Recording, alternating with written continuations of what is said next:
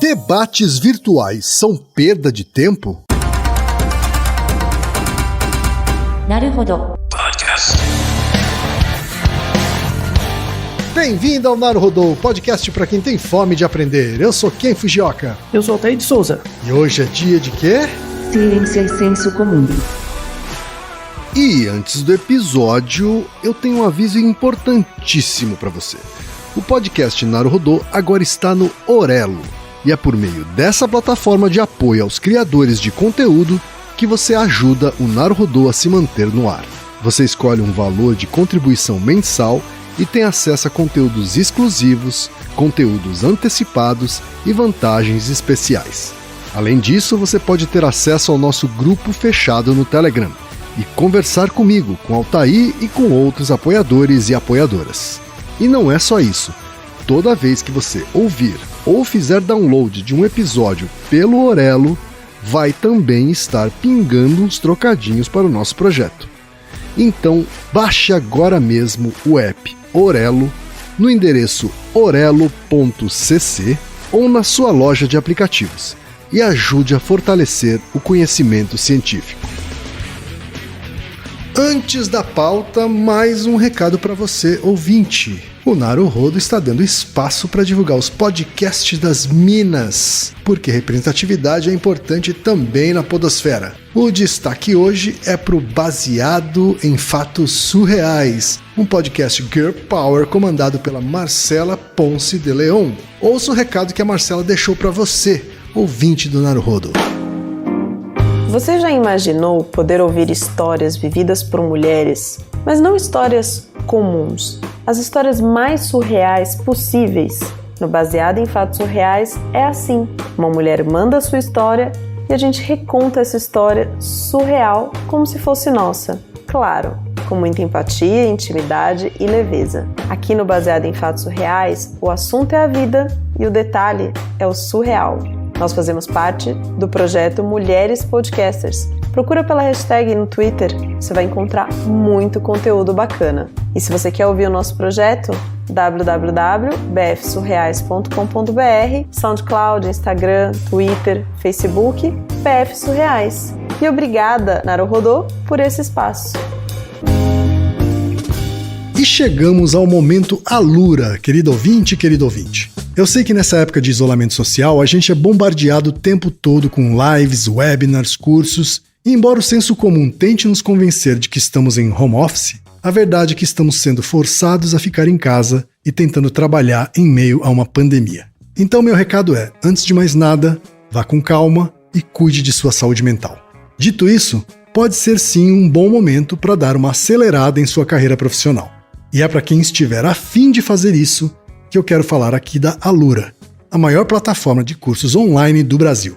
Tem mobile, programação, front-end, infraestrutura de tecnologia, design, user experience, marketing digital, data science, inovação, gestão, tem para todos os gostos. E a Alura não é só uma plataforma, ela é uma instituição de ensino, ou seja, ela garante a qualidade dos cursos que são produzidos por ela mesma.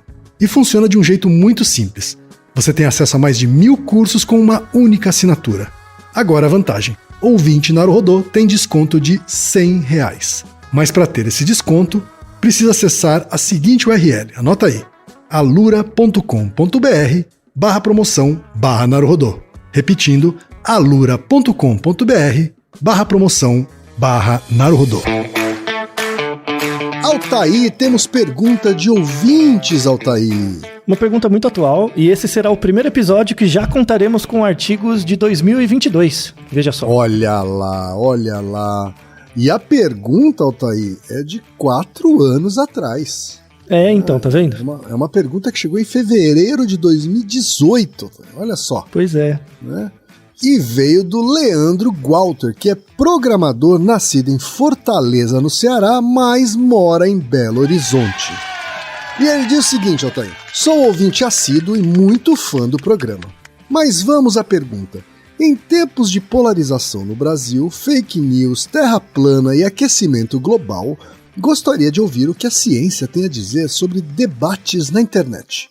Noto que às vezes, por mais rica que seja a discussão, as pessoas dificilmente mudam de opinião. Seriam os debates virtuais uma perda de tempo? Sei que no Reddit existe um grupo chamado Change My View, aonde um assunto é estruturado e discutido e depois a pessoa tende a responder se mudou sua visão de mundo e geralmente essa mudança não acontece. Enfim, muito obrigado e continue com um ótimo programa. Essa missiva, essa cartinha, podia ter sido enviada hoje, né, Ken? Mas sem dúvida, sem dúvida. Na verdade, essa missiva ela podia ter vindo em qualquer dia, desde 2013 até hoje. Pois é. Tá vendo que o tempo não envelhece muito esses temas, né? Pois é importante, inclusive, a gente perceber, né, que às vezes a gente acha que as coisas mudam rapidamente, né, e não é verdade. Não é verdade, né? É óbvio que a velocidade de algumas mudanças são mais rápidas hoje, mas não essas mais comportamentais, né, Altair? Sim, essas mais estruturais. Essas demoram mais, assim, né? Então, quando eu falo em tempos de polarização, parece que é de hoje, né? Mas é de já algum tempinho, né? Quase uma década. Pois é. Na verdade, a gente muda muito mais do que as coisas. Sem dúvida. Muitas vezes é a gente que muda. Agora, Altair, essa é uma bela pergunta, né? Não só porque é contemporânea, mas também porque diz muito com cada um de nós, né? Principalmente aqueles que têm uma participação mais ativa em redes sociais, né? Eu, por exemplo, sou uma pessoa que, eventualmente, né, em algumas épocas, tem uma participação muito ativa. E, às vezes, deliberadamente, eu sumo das redes sociais. Tira férias. Tiro férias pela saúde mental, assim, né? Então eu acho que é uma questão muito, muito relevante, vai conversar com muitos dos nossos ouvintes, muitas das nossas ouvintes. Altair, o que a ciência pode dizer a respeito dessa questão, que é uma questão contemporânea, né? Então, pode dizer muitas coisas. E o volume de coisas tem aumentado ao longo do tempo. Então, apesar de ter passado esses 4 anos, pesquisadores reuniram muitas evidências. 4 anos atrás, as pessoas achavam muitas coisas. Hoje, a gente já tem dados coletados para afirmar algumas coisas. E aí é por isso que, assim, apesar da pergunta ser muito cotidiana, muito nova, a área de pesquisa precisou amadurecer um pouco e acho que chegou num grau de amadurecimento que dá para discutir. Mas, na verdade, essa pergunta é relacionada com várias outras. Tá? Tem vários episódios que a gente já circunscreveu essa pergunta, esse ramo, né, de pesquisa, e o episódio de hoje é só mais uma delas. Para quem quiser mais informações que circunscrevem essa questão, tem o Naruhodo 262, por que nós nos achamos tão bons quanto de fato somos, né? Alguma coisa assim, que a gente fala do efeito Dunning-Kruger, que na verdade não é um efeito tão robusto quanto as pessoas acham, né? Tem toda uma desconstrução ali daquilo. Tem o Naruhodo 280, que é por que as pessoas compartilham fake news, que também conversa bastante com esse. Tem os episódios 267 e 268 sobre dissonância cognitiva, o episódio 218 sobre sorte de principiante, se existe, e o 285, que é por que algumas pessoas não entendem coisas que são óbvias para nós, né? E tem o episódio 147, que é por que temos tanta raiva nas redes sociais. Então todos esses temas conversam com esse. Tá? Só que esse tema, essa pergunta em específico, né, se debates virtuais são uma perda de tempo, permite a gente apresentar alguns outros artigos que circunscrevem mais essa questão do nosso comportamento nas redes sociais. Dando a resposta rapidamente, tá? Debates virtuais são uma perda de tempo? Sim. Ponto. Tá? Ótimo. Sim. A versão curta nós já temos, então. Isso. Só que assim, aí é só o argumento de autoridade, né? A ideia é mostrar os experimentos e justificar por quê. Aí você pode retrucar. Mas sempre é uma perda de tempo? Tem algumas exceções. Então, assim, a maior parte da resposta é sim. Mas existem algumas situações em que pode gerar algo prolífico. Tá? Então, e o grande problema, a grande razão pela qual debates virtuais são uma perda de tempo é por conta do espaço social onde esses debates estão localizados.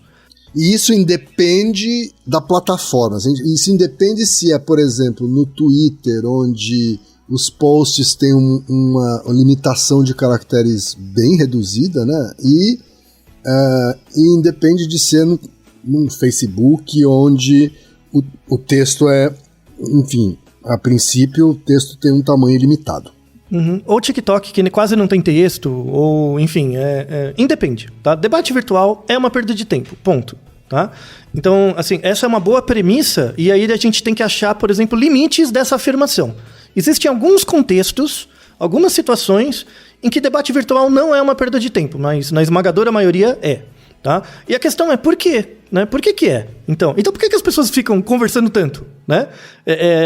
Qual que é a questão, então? E a gente está falando, antes de você entrar nos porquês, né? A gente está falando essencialmente de redes sociais, ou isso vale também para fóruns de discussão? Vale também. Não, qualquer atividade na internet que você não interaja com uma pessoa ou não está amparado por uma instituição. Isso é importante, isso a gente vai ver no final. Então, por exemplo, o fato de você estar em casa, no computador, né, conversando com outras pessoas que você conhece ou não, quando isso vira um debate, a chance dele ser improdutivo tende a 1. A probabilidade tende a 100%. Então, se imagine, por exemplo, quem você deve passar por isso o tempo todo. Que às vezes você entra de manhã no Twitter, no Facebook, onde quer que seja, scrollando ali, você vê às vezes opiniões que são ruins, ou que claramente a pessoa não entendeu muito bem o que ela está falando, né? E aí dá aquele comichão de responder. Dá aquela vontade, né? Dá aquela angina, né? De querer responder. Tá? Angina isso, é uma ótima definição. Aquela frequência cardíaca alterada, aquela sistolia... Aquele suorzinho frio. Aquela sístole extraventricular, dá aquele negocinho, né? Vamos imaginar que a vontade foi tão grande que você respondeu. Às vezes eu cometo esse erro, Isso. Mas vamos imaginar que você estava certo. Tá? Vamos imaginar que a pessoa esteja, assim, uma situação limite. A pessoa está completamente errada e você, de fato, tem a razão lógica. Não é nenhuma questão de opinião. Você tem uma razão lógica. Aí você responde. Tá? Que é sempre, tá? É sempre. Quando eu respondo, eu sempre tenho a razão. Então, esse é um viés, né? Mas vamos supor nessa situação que é verdade, tá? Suponha que você respondeu com um argumento, assim, bem bonitinho, né? A probabilidade da pessoa responder com hostilidade é muito alta. Isso é esperado. Isso tem a ver com a arquitetura da rede. Tem a ver com a arquitetura da rede e tem a ver com o porquê a pessoa postou a mensagem em primeiro lugar. Tá? Tem a ver com a intenção. No episódio 280 sobre fake news, a gente fala um pouco disso, que é a ideia da metacognição. Metacognição é como você pensa em você mesmo funcionando. Como você pensa em você mesmo agindo. Então, por exemplo, quando você posta uma coisa, faz um tweet, em geral, a sua metacognição, você posta aquilo não porque você quer ser corrigido. Você posta simplesmente porque você acha, né? Emula muito o seu comportamento de, por exemplo, você encontrar alguém na rua, falar oi, falar qualquer coisa. Só que do ponto de vista virtual, essa metacognição funciona diferente, porque fica registrado, né? Sim, quando eu falo pra você assim na rua, oi, tudo bem, falei alguma coisa, depois passa. Mas na internet não, fica um registro, fica um log disso. Então a metacognição não funciona tão bem. E aí, assim, na esmagadora maioria das vezes, quando a pessoa posta alguma coisa, ela não espera ser corrigida, né? Isso é a primeira coisa. E quando ela é corrigida, tem um fenômeno bem interessante. Quando você corrige alguém, né? Aí tem vários artigos mostrando isso. Quando você corrige alguém na internet, isso, na verdade, fortalece a memória e a relevância da crença original dela. Tá? Isso é normal. Isso acontece. Tá? Isso acontece até na relação interpessoal. Né? Quando eu tô falando pessoalmente com você e eu falo uma vez, tipo, você me fala uma coisa, eu corrijo, a sua tendência inicial, isso é normal, todo mundo tem. A sua tendência inicial é você reforçar aquilo que você acreditava. Sim. Num segundo contato, aí eu falo de novo. Num segundo contato, quanto mais contato você tem com a crítica, mais você vai se abrindo a pensar. Né? Só que isso precisa de um espaço interpessoal. Na internet isso não acontece. Não acontece. E aí a reação é mais forte. Você tem toda a razão, porque quando eu solto alguma coisa na internet, uma afirmação, eu não quero resposta.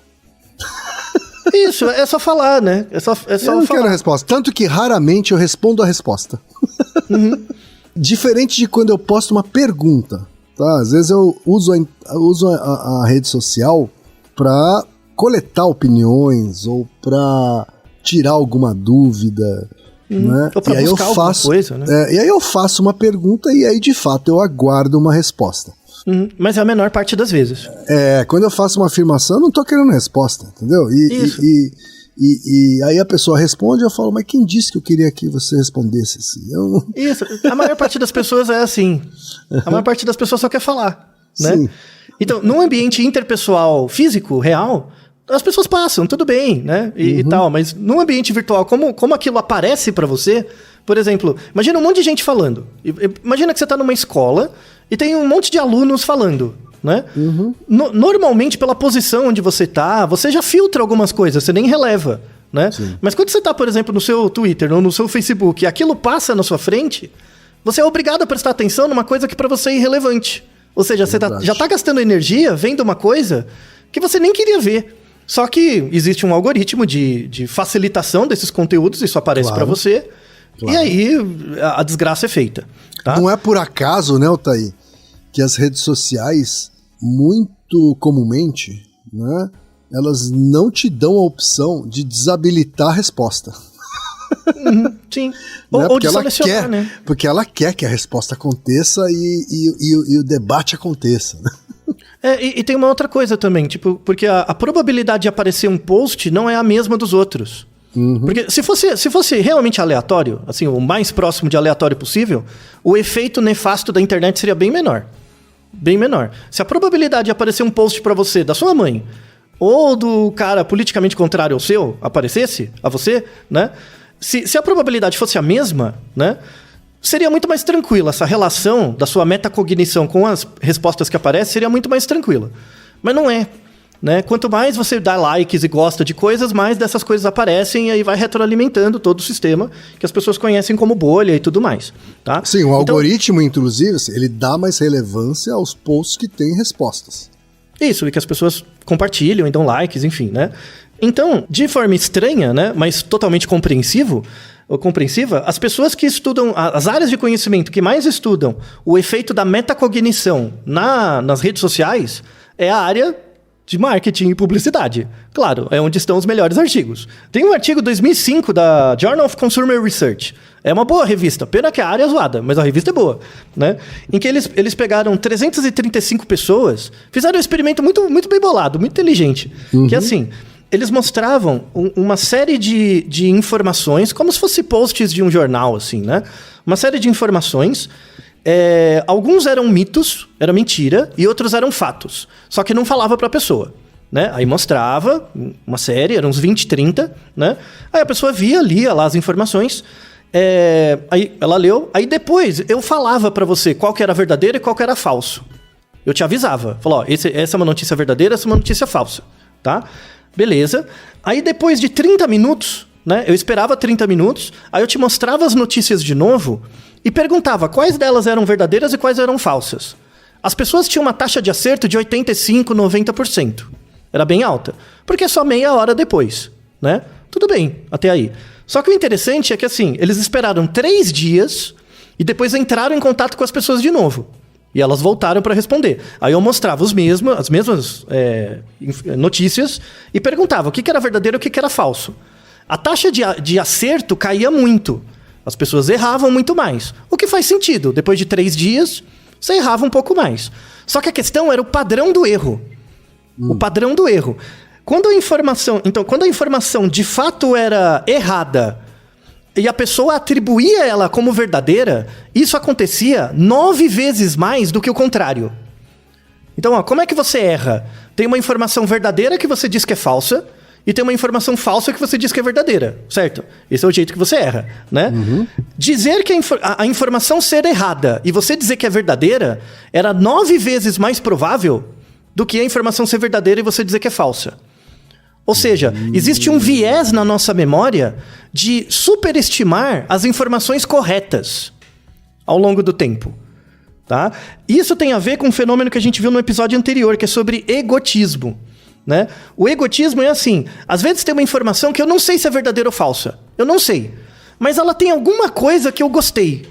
Algum detalhe, um nome, uma fala, uma palavra. Aí eu tendo a atribuir aquela notícia como positiva ou como correta. Porque eu não lembro se ela é positiva ou negativa. Então eu tenho um viés. De dar um viés de verdade para coisas que eu não sei se é verdade ou não, mas alguma notícia tem alguma coisa que tem a ver comigo, por familiaridade. Né? Esse artigo do Journal of Consumer Research é muito legal, porque eles falam que a medida que as pessoas têm para atribuir uma informação como verdadeira não é o quanto ela sabe, o quanto ela tem de conhecimento. É o quanto a informação é familiar com ela. Esse é um detalhe importante. Sabe? Quando uma informação é familiar para você, você tende a atribuir um status de verdade com muito mais probabilidade. Tá? Mesmo não lembrando mais das evidências que fizeram você acreditar que aquilo é verdade. Entendi. Esse é o primeiro viés. De novo, quando você está na vida real, né, na vida não virtual, né, você não entra em contato com tanta informação ao mesmo tempo. Né? Então, você não lembrar que 3 dias atrás você leu uma notícia de jornal que era falsa, uma notícia de jornal, tudo bem. Mas na internet você vê 500 mil notícias falsas e verdadeiras ao mesmo tempo. Você não tem mais como filtrar. E aí, qual que é o seu critério de verdade para dizer que uma informação é verdadeira ou falsa? É a familiaridade. Aí estamos lascados. Por quê? Porque os desgraçados, os putos do satanás das redes sociais querem colocar as coisas que você gosta como mais familiares. E aí o viés está pronto. Né? Só que o objetivo da rede social é fazer você comprar cueca, né? Não é fazer você tipo se tornar um ser humano melhor, sei lá, dane-se isso, né? Só que você acaba afetando o tecido social ao mesmo tempo, por conta desse viés. É fantástico, o mecanismo é muito sensacional, assim, é interessante mesmo. E isso não é o único trabalho, tem vários outros, né? Tem um outro trabalho de 2013, muito legal também, que aí fala sobre crenças políticas. Era o seguinte, é um trabalho muito bem bolado, foi citado várias vezes, teve reprodução do estudo e tal. Era o seguinte, você pegava um grupo de pessoas e para o grupo você dava um relatório com informações, né? Dados, tinha gráfico, texto, não era nada muito complexo, tá? Mas, sabe uma newsletter? Sabe, tipo uma newsletter de informações, né? Sumarizadas. E essa newsletter falava sobre, nos Estados Unidos, né? Sobre acidentes e problemas com o uso de armas. Tá? E aí tinha os dados e tal. E aí as pessoas, no final, elas tinham que dizer se elas concordavam ou não com a restrição do uso de armas. Do porte de arma. Tá? Essa era a ideia. Então você via as informações e depois você dava uma opinião. Né? Se você era a favor ou contra restrição de porte de arma, enfim, tá? Só que os pesquisadores fizeram uma manipulação que era o seguinte, eles dividiram esse grupo em 2, tá? Para metade, eles mostravam na newsletter, né, informações que davam suporte para a liberação do uso de arma. Então, que podia usar armas. Eles manipulavam a informação. No outro grupo, eles diziam que as informações ali não davam suporte para liberar as armas. Então eles faziam esses 2 grupos, eles queriam ver se a maneira como a informação aparecia influenciava a decisão das pessoas depois. Sabe o que aconteceu? Não influenciou em nada. Então o cara que já era a favor de arma continuava a favor. E o cara que era contra continuava contra. A informação não serviu para nada. As pessoas faziam cherry picking. Elas pegavam os pedaços que elas favoreciam mais. O mais interessante é que aí eu achei a genialidade do artigo. Eles aplicaram vários testes nessas pessoas. Tá? E aí tem uma coisa surpreendente que me surpreendeu pessoalmente, que era assim, as pessoas que tinham uma habilidade matemática maior, seja porque tinham uma graduação em áreas de exatas, né? Ou porque tinha melhor desempenho em atividades numéricas e tal, né? Esperar-se-ia, né, que essas pessoas, quando entrassem em contato com os dados, tivessem mais familiaridade e iam entender melhor o que estava acontecendo ali e pudessem mudar mais de ideia, né, com mais frequência. Não faz sentido? Né? Sim. O que aconteceu, que quanto melhor em matemática você era, pior era o resultado. E aí mais você usava o seu conhecimento de matemática para distorcer os dados, para favorecer aquilo que você já acreditava, independente dos dados. Né? É um negócio surpreendente, que chama de motivação matemática, o termo. Né? Motivação matemática para uma crença específica. Né? Eu adoro isso porque, por exemplo, às vezes vem conversar comigo uns caras que são da matemática ou são computeiros mesmo, né? O cara formado em matemática, ele conhece lógica, ele sabe fazer provas lógicas, porque é parte da matemática. Só que ele não transporta isso para outro contexto. Então, por exemplo, quando eu apresento uma fórmula matemática ou uma prova, o cara sabe fazer uma prova por C somente C. Se A gera B, B tem que gerar A. Então tem que testar a ida e a volta. Né? Mas quando você troca isso para palavras ou opiniões, Você fala a ida, a pessoa assume que a volta é verdadeira. Comete esse tipo de erro lógico. Então, eu te falo que A causa B, logo B é causado por A. Não necessariamente. Eu estou afirmando só num sentido. A gente não tem evidência do contrário.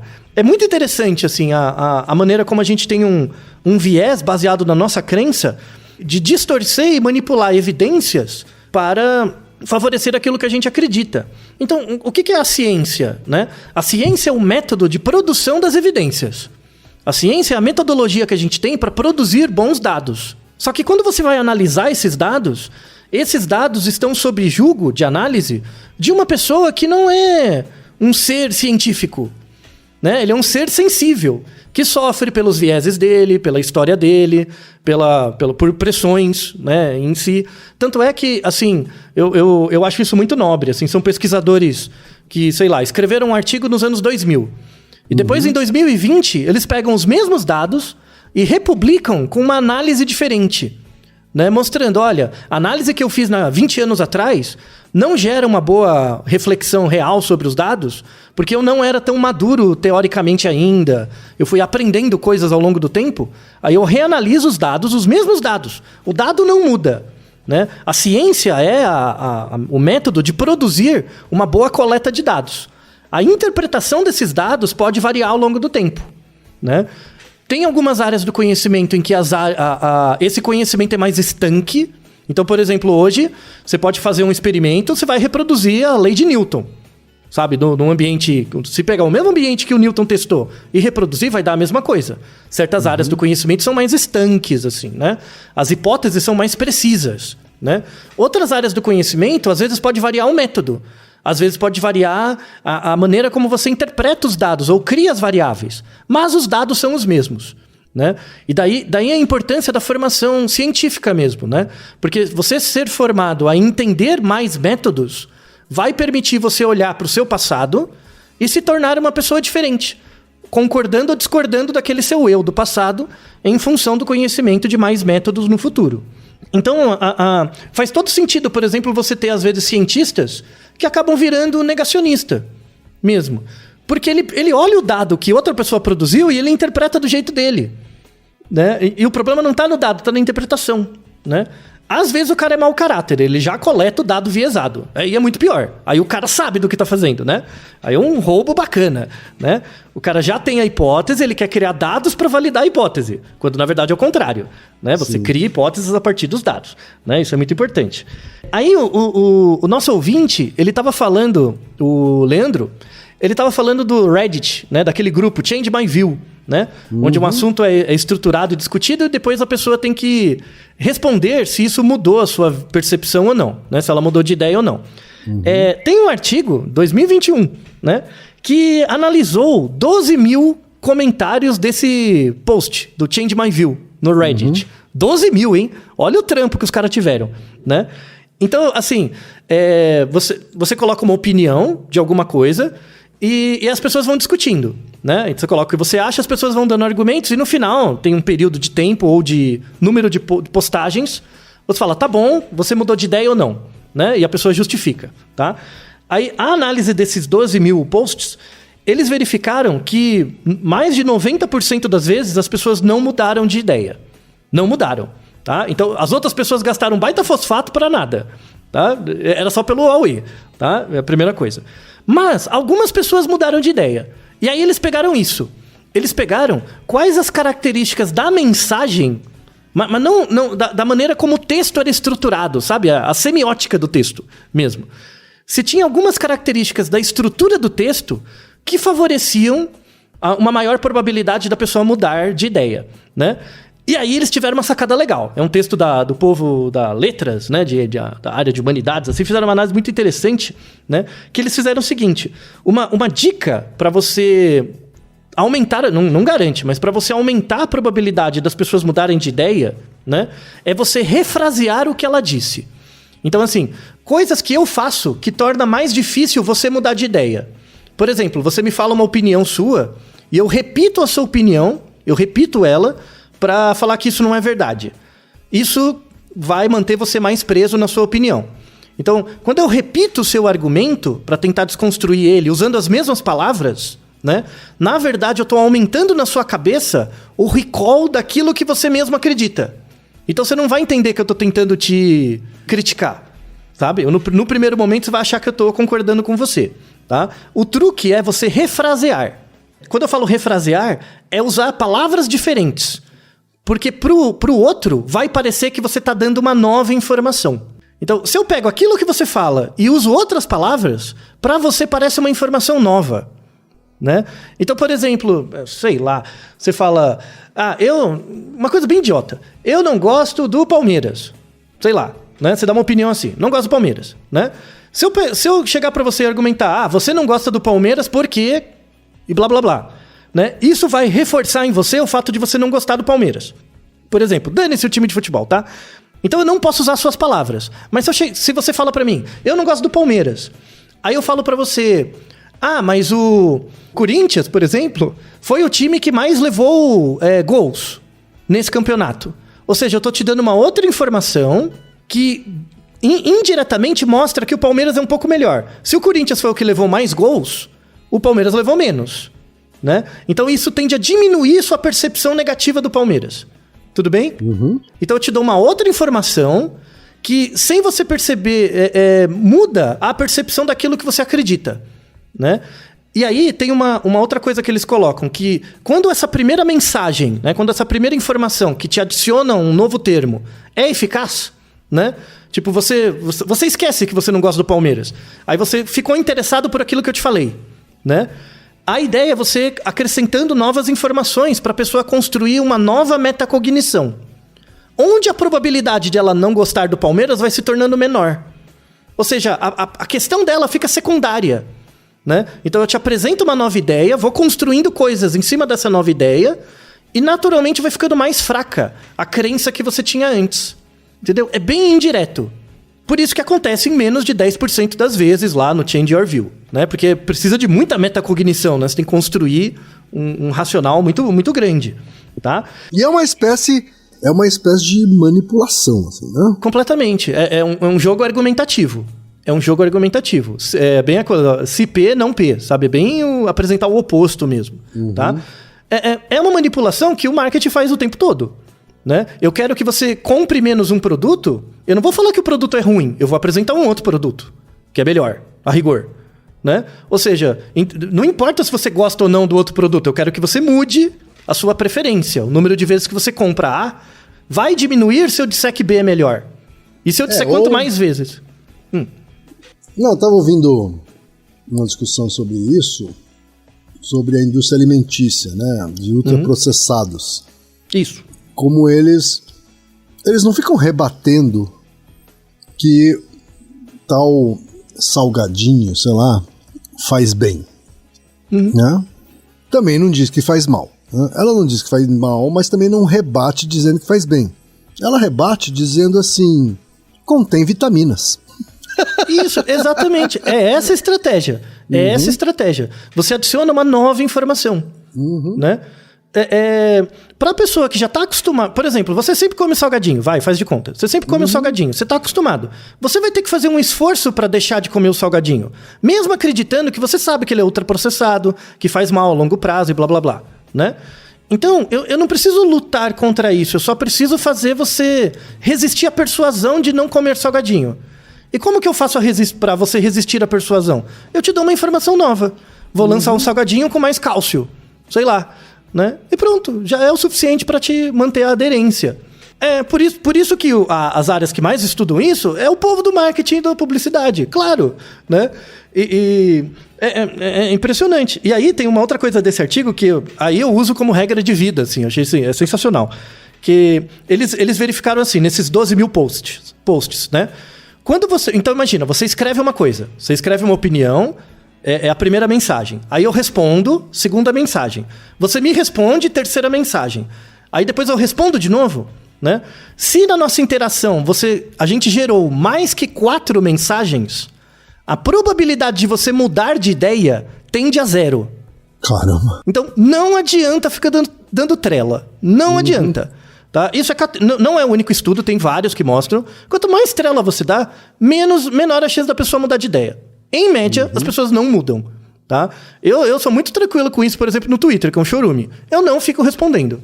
Respondo uma, não respondo mais, porque eu não tenho tempo, minha vida é limitada, o tempo tá acabando e eu não quero perder tempo com a internet. É simples assim. Muita gente até fala, né? Já me falaram assim, não, mas você tem muita gente que segue e tal, você podia interagir mais. Eu não vou perder tempo, não é o caminho. Eu não quero ser influencer. Ouçam nossos episódios, não é? Isso, exato. Ouve os episódios, lê as referências. Então, o tempo que você vai... Às vezes eu nem lembro da fonte, lê a fonte. É mais legal, tá? Então, essa é uma regra de ouro desse episódio, assim. Se você teve que trocar mais que 3 mensagens com alguém, a pessoa não vai mudar de ideia, silencia e desiste. Tipo, simples assim, tá? Isso acontece muito. E tem uma outra informação interessante. Quando, por exemplo, a primeira pessoa que coloca a opinião dela, ela coloca nós, né? Em vez de eu, né? Eu acho isso, ou tipo, nós achamos. Ou, por exemplo, o sujeito oculto, né? As pessoas, os capitalistas, os comunistas, ou o que quer que seja, né? Quando as pessoas colocam nós, a chance dela não mudar de opinião aumenta 3 vezes. Também. Eita. Então, já começa, pela cara da mensagem, você já vê, não vou perder meu tempo. Não vale a pena, fica aí falando, tá? Então, essas informações são muito importantes, assim. E aí tem papers agora de 2021, 2022, falando sobretudo de vacina e Covid, né? Então, tem um trabalho sensacional, que é uma parceria do Brasil com a Inglaterra, né? Eles pegaram... 2022, esse artigo. Eles pegaram 1.454 pessoas. Deu muito trabalho fazer esse artigo, mas foi muito legal. Eles pegaram essas 1.454 pessoas de grupos de WhatsApp, tá? Grupos de WhatsApp. E aí, tinha um grupo no Brasil e um grupo na Inglaterra. Eles queriam ver se era diferente. No final, não teve diferença, tá? Os 2 grupos se comportaram de forma muito similar. Aí eles faziam assim. Eles criaram mensagens de WhatsApp desinformativas. Mas assim, claramente desinformativo, tá? Então, eles inventaram uma fake news que alho cura Covid. Alho, tá? Alho mesmo, né? Comer alho, tá? Aí eles botaram lá, né? Aí eles deixaram por 2 dias. Aí eles esperaram 1 dia. E depois eles colocaram mensagens da World Health Organization com posts bem montadinhos, assim, desmentindo as notícias anteriores. Falou, não, aquela notícia de alho é mentira, por causa de A, B, C, enfim. Então, os 2 posts eram parecidos. Um falava que alho cura Covid e o outro desmentindo, tá? E eles queriam ver a resposta disso nas pessoas, dos grupos, né? O que elas respondiam. Aí, eles verificavam que as pessoas que compartilhavam mais a desinformação do alho, né? Eram pessoas entre 18 e 54 anos.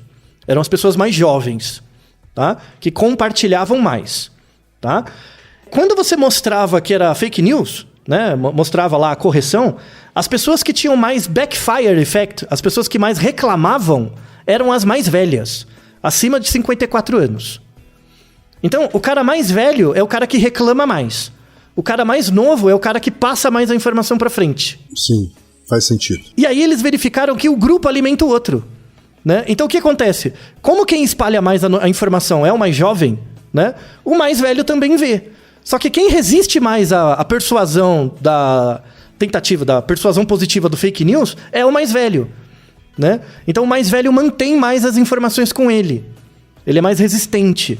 Então, nesse sentido, muitas fake news propagadas por pessoas mais velhas, mais jovens, geram efeitos mais negativos nas pessoas mais velhas, né? Olha que interessante, né? Negócio assim, bacana mesmo, bacana, né? O povo, eu gosto do povo da psicologia social, assim, eu tenho que dar o braço a torcer. O povo do marketing que sabe publicidade, que sabe fazer uns bons experimentos, o povo é bom, viu? Porque, olha, pena que eles não usam isso como um negócio legal, mas o trabalho é muito legal, viu? Os artigos bacanas, tem vários na descrição, recomendo muito que vocês vejam, viu? Um negócio muito, muito legal. Conhecimento em comunicação, Altair, é igual energia nuclear. Você pode salvar vidas ou pode fazer uma bomba atômica. Exato, pois é. Eu fico tão... Cada vez que eu estudo mais teorias de comunicação, eu vejo que área bacana, né? E ao mesmo tempo, como tem gente filha da puta nessas áreas também, né? Nossa senhora, né? Lembra muito física, né? A física tem uns caras geniais, né? Tem os caras que ficam construindo coisas ruins ou colaborando com pessoas que não têm boa índole e tal. É a dialética da ciência, da construção de conhecimento, né? Faz parte. né? E aí a gente entra numa parte mais final do episódio, que assim, em geral, debater na internet não leva a nada, né? Em geral, é uma perda de tempo, sim. Se você tiver muito esforço, você pode tentar refrasear o que a pessoa falou, transformando isso numa nova informação. Então você desloca a atenção da pessoa que ela está pensando em A e você vai dando novas informações sobre B. E aí se constrói uma nova lógica na cabeça da pessoa, onde, sem ela perceber, ela está desmentindo A. Tá? Só que isso leva tempo, né? E leva uma quantidade de interações maior. Tá? E aí a gente chega na parte que eu julgo mais importante desse episódio, que é o seguinte. Recentemente para quem está ouvindo esse episódio no período de lançamento, né? Tivemos discussões muito grandes assim, sobre liberdade de expressão, coisas do tipo, né? E isso, na verdade, me chamou muita atenção. Tem a ver com essa pergunta, né? Você, por exemplo, existe algum espaço social, algum espaço dentro da nossa sociedade onde é possível e aceitável perguntar e discutir qualquer tipo de assunto, por mais nefasto que seja? A resposta é sim. Existe um lugar. Tá? Esse lugar é um lugar que existe há pelo menos 4.000 anos, que chama escola. Na escola. Tá? E aí, quando eu falo escola, é escola desde o jardim de infância até a pós-graduação. Tá? Então, eu até comento um exemplo pessoal disso, né? Por exemplo, eu entrei na universidade nos anos 2000, né? Quem vai lembrar, por exemplo, quando ele era adolescente, todo mundo que é adolescente é meio burro. Assim, do desenvolvimento cognitivo mesmo, né? Você acha que você sabe. É verdade. Você acha que você sabe demais, você acha que você tem muitas certezas e o bom do ensino superior não é porque ele é superior. É porque ele é bom em te desconstruir mesmo. Te dar uns tapas na cara, né? Então, eu vou dar um exemplo pessoal. Não vou acusar ninguém, assim. Porque eu sempre me acho burro, mas a ideia é que eu fico cada vez menos, tá? Então, quando eu estava no primeiro ano da faculdade, né? Eu acreditava, por exemplo, que cotas, ações afirmativas não faziam sentido. Isso era em 2000, 22 anos atrás. Tá? Eu acreditava nisso, né? Mas por quê? Porque eu era um nerdola, né? Burro, né? Tinha toda uma questão de herança, de familiar, social, enfim, todas as coisas que me controlavam, mas eu não conseguia controlar e não sabia por quê, né? Ser adolescente, nerdola e tudo mais, faz parte. Só que, quando você entra na universidade e é uma boa universidade, onde qualquer coisa pode ser discutida, e aí é um papel super importante, quando você tem docentes que são docentes de verdade, que eles entendem o papel desse período super importante da nossa vida, né? E em que eles sabem que a escola ou a universidade é um local onde você pode discutir coisas que você não discutiria em nenhum outro lugar, né? E esse questionamento aparece, né? O professor tem a sensibilidade e a empatia de perceber. Primeiro ele olha pra você, seu nerdola burro do cacete, né? Mas depois ele não fala isso pra você. Ele retorna, fala, vamos estudar, né? Vamos colocar isso à prova, vamos transformar numa evidência, numa hipótese, vamos testar, né? Vamos testar. Então, por exemplo, já aconteceu comigo isso, aí como docente, né? Não como aluno. Já aconteceu isso comigo e eu achei super legal, que era um aluno que chegou uma vez e falou, eu acho, né? Acho que, assim, não sei, eu vejo por aí, aí fala da experiência de vida, né? Eu acho e tal. Eu acho que negros têm que ir mais baixo. Eu acho. Falei, tá bom.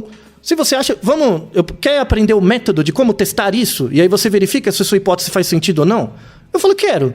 Mas o cara foi genuíno. Ele não era mau, ele foi genuíno. Eu falei, beleza. Então, tá aqui os artigos, vamos ler junto, vamos estudar, vamos bolar um experimento, papapá. Aí, no processo de construção, de aprendizagem do método, né? Do método experimental, de ler os artigos, ele foi, sem perceber, ele foi questionando. Por quê? Ele foi adquirindo novas informações. Novas informações que foram reposicionando ele, né? Eu falei, eu achava isso, mas não é verdade. É verdade, olha aqui, isso aqui que eu li. Vamos fazer o teste? Aí ele coleta os dados, ele vê, é verdade, não é isso.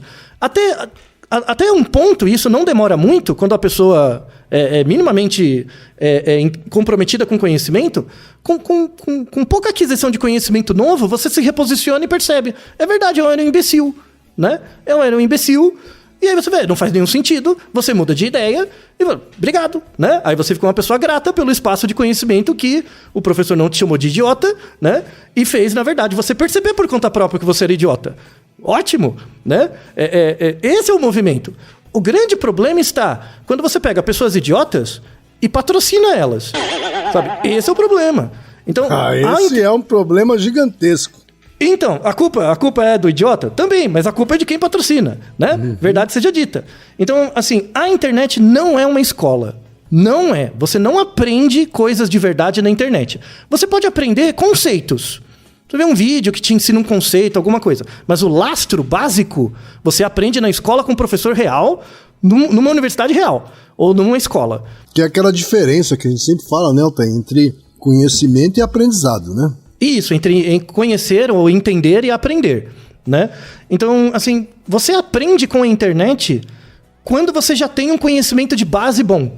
E aí você só vai adicionando detalhes, elementos a mais, tá? Então, assim, toda essa discussão de liberdade de expressão que a gente tem tido ultimamente, na verdade só me traz uma informação na cabeça, que é a importância da escola. O quanto falta de escola nas pessoas, em geral, para as pessoas, em todos.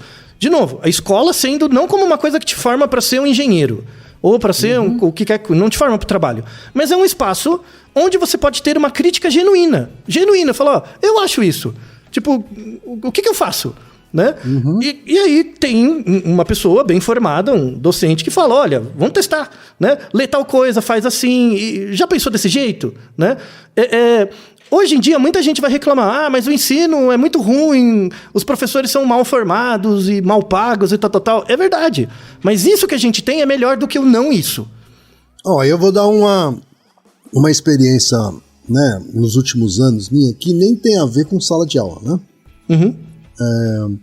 Que é a minha crescente participação em rodas de conversa. Isso. Né? Que são espaços em que as pessoas estão dispostas a dar suas opiniões ou dar seus testemunhos de maneira não anônima, de maneira identificada, né? Representando a sua própria instituição, a instituição do eu, de maneira explícita, e abertas a ouvir as discordâncias, né? E há ali, de fato, eu me sinto aprendendo. Ali é um espaço que me sinto aprendendo. Isso. É muito próximo de um debate numa sala de aula. Sabe? Isso. Então, quando você é mais velho, né, e tem esse espaço, é uma oportunidade de sorte para você ter isso. Né? Na verdade, é uma redução de danos. Mas, na verdade, isso deveria ser obrigatório nas escolas. Quando você é jovem. Quando você é burro, de verdade. Né? Porque agora, depois de mais velho, você fica meio ressignificando as bobagens que você fez. Sim. Quando você é jovem, não. Você tem a chance de vivenciar experiências mais inclusivas. Né? Sim. E as pessoas têm todo o direito de estarem erradas. Todo o direito. A questão é o lugar. É o contexto. Você não pode receber o dinheiro para ter direito de ser burro. Não faz sentido, sabe? Todo mundo é burro. A questão é você ser cada vez menos, sabe? Essa é a lógica. Então, eu olho para trás hoje, eu vejo que eu tenho muita sorte.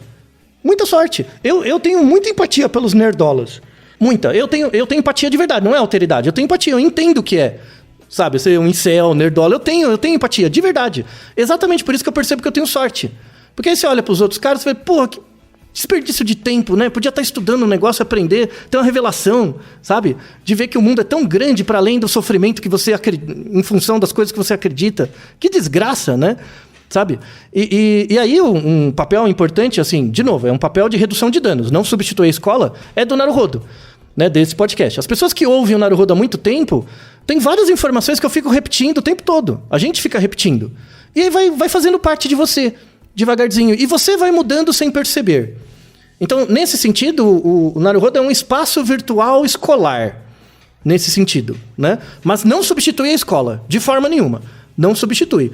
Então, de novo, uma conclusão que a gente tem, que os debates virtuais são uma perda de tempo porque eles não fazem parte da instituição que é a escola, que é a instituição mais importante que a gente tem.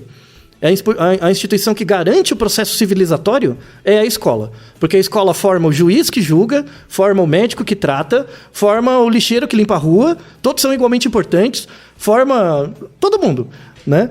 Então, todo mundo lembra de um professor que gostou, que não gostou, né? Todo mundo lembra.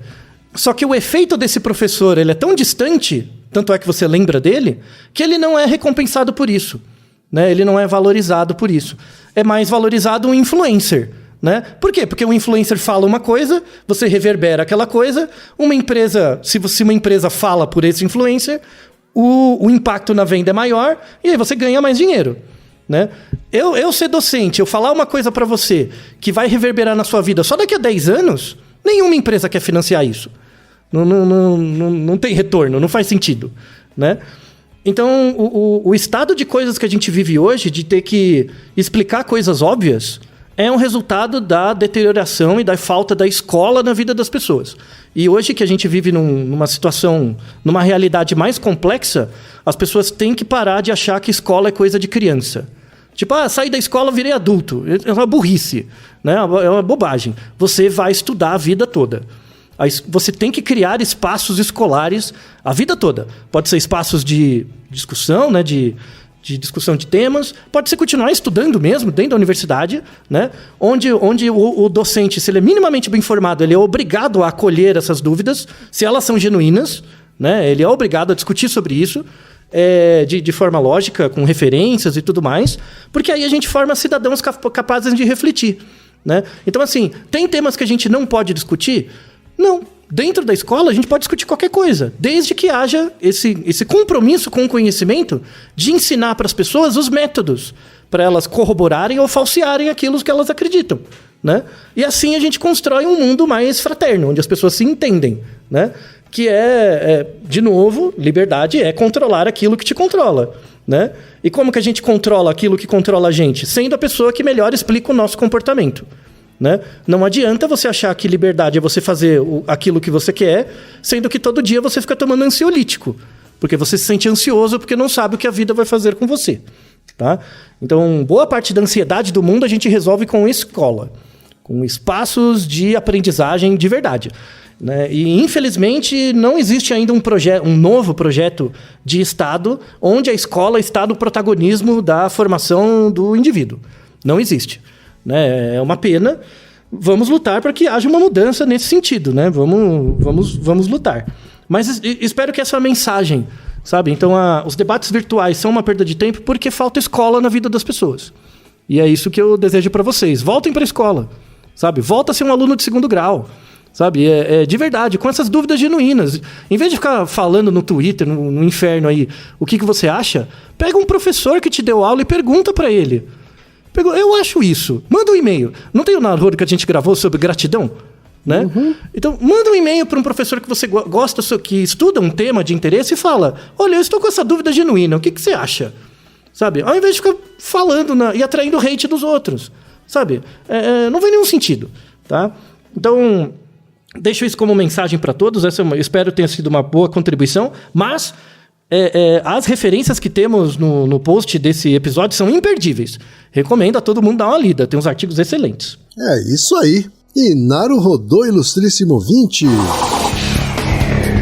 E você já sabe, aqui no Naruhodo, quem faz a pauta é você. Você tem alguma pergunta pra gente ou quer comentar algum episódio? Escreva pra nós. podcast@naruhodo.com.br. Repetindo? podcast@naruhodo.com.br. E lembre-se, mande nome completo, idade, profissão e a cidade de onde você está falando. É isso aí.